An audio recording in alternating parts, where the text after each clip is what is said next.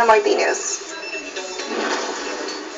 Nagpasalamat ang Barangay Bagong Nayon ng Antipolo City sa bumubuo ng Rotary Club of Manila at Philgrond Glee Club sa pamunuan ni Mr. Fernando Tablante at pakikipag-ugnayan ni Mr. Abraham Cortez at Ginong Josefina Cortez sa programang Hatid na pagbibigyan ng tsinelas at feeding program sa mga kabataan ng Sitio Aper Tulaken. Lubos ang tuwa ng mga residensya sa nasabing sitio dahil sa pagpasyal at handog tsinelas ng mga nasabing opisyal kasama ang barangay kapitan na si Larry Onsa sa pagdalaw nila habang nanalalasa ang bagyong Silando.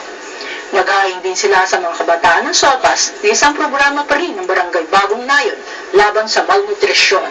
Matapos nito ay pinamahagi ang tsinelas sa mga kabataan gayon din sa mga matatanda.